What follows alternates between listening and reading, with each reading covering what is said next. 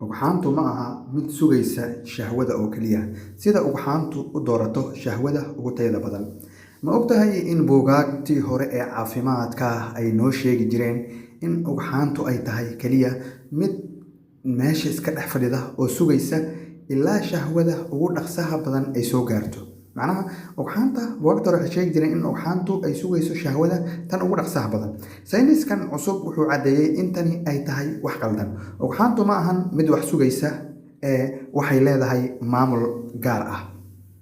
cilmi baarisyo dhowaan la sameeyay waxay muujiyeen in ugxaantu ay soo saarto kiimikooyin loo yaqaano chemoattractants.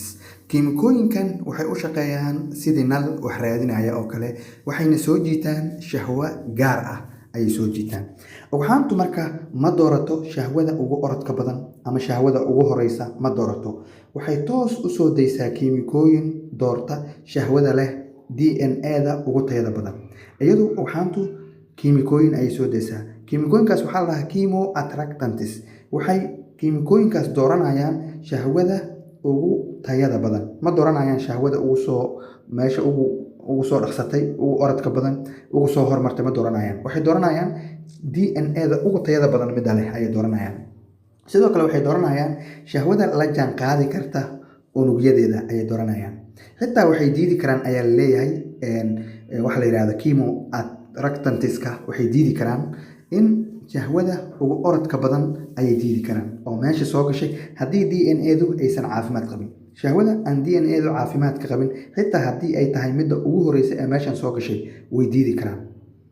waxaa xitaa cajiib ah ayaa lagu leeyahay kiimikooyinkan ay ugxaantu soo daynayso lagama yaabo ayaa lagu leeyahay in ay doortaan dhammaan shahwada unugyadeeda. dhammaan ma dooranayaan. ugxaantu waxay leedahay dooq gaar ah oo ay ku dooranayso unuga ugu habboon ee abuuri kara ubad caafimaad qaba. tani marka waxay muujinaysaa in nafta aadanaha uu yahay hab cajiib ah loo habeeyey, maamul inaga sareeya inuu habeeyey, natural quality control inay leedahay. ugxaantu waxay u dhisan tahay inay ilaaliso mustaqbalka ubadka.